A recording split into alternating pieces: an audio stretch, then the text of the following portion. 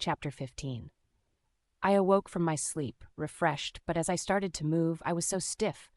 I jumped up to sitting on the bed, remembering what had happened the day before. My hands squeezed the brown, soft fur I was laying on. The bed beside me, overflowing with blankets, was empty. I rubbed the rest of the sleep from my eyes. I tried to put my hair up in a fresh ponytail. It was all tangled, but it would have to do. I moved the skin of the door open to see the warm sun shining on my face where I could barely make out anything. "Sleep well, Vita." It was Colt standing beside the door. "I guess," I whispered. "I should say so. You slept half a day away." "Half a day? What's happened? Where's Az? What's Phillies?" he huffed, shaking his head. "Phillies? Yeah, what you are now. Look, you're going to be around here a while, so learn it. You must know that you won't be returning to your known home, if you have any, since you were sent here by Harltz himself, and you should consider yourself a lucky one for that. Married women here are mares, available girls or too young for marriage, which I can tell you is called a filly. Your brother is? Well, we shall see what the stallion says." "Is that what men are called here? Stallions?" "No, the leader of this group is the stallion." "Then what are other men called?" I asked. "Asses," he snarked. "What? That's not a word I know." Colt chuckled. "Men here are called broncos, but you just said—" Yeah, now that you're awake, I'm sure Father will call a herd meeting soon." "Herd? I forget you unicorns don't know much. Yes, herd, it's something like a collection as you call it, but not just for kids." "Oh." A loud, deep, echoing sound came from a horse skull being blown by someone near the bone chair. "See, told you, this should be interesting." He nudged me to start walking. My lips were so dry, I was so thirsty. I tried to swallow, but it hurt all the way down my dry throat. We get to the bone chair. Az was nowhere around, or the stallion as they called him.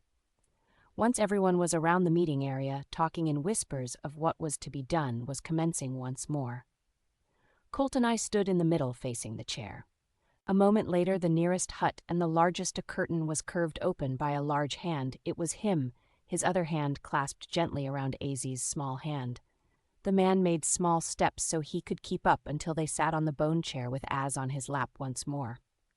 I know the talk that has been going around the herd. It thundered in my ears through the night in my thoughts, and I understand all of your concerns and fears, and as your stallion, I have promised to keep my herd safe as humanly possible.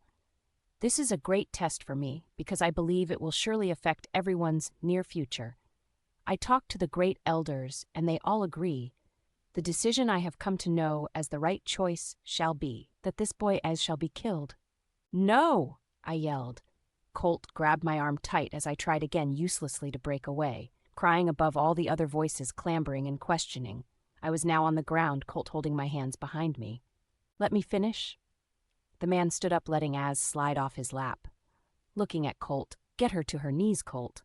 Colt helped me to my knees as I was still trying to get to Az. The stallion, he put his hands up. "The boy's band is not upon him. He is no longer a part of the farm. Because of this, we have a new glimpse into their world's ways that has never been seen before or tested."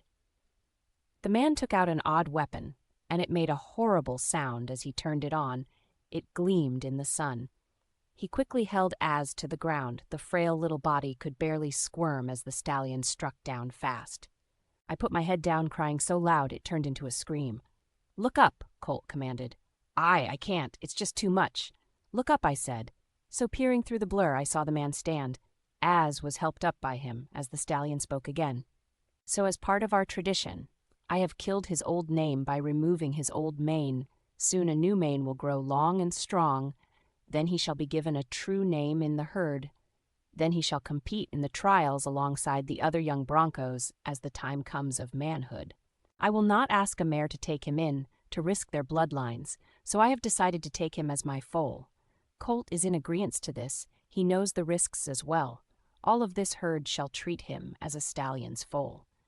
If anyone disagrees with this, challenge me now, or you are free to move to a new herd with no ill wishes." The herd looked to each other back and forth, still whispering. No one seemed to say anything. "Then it shall be."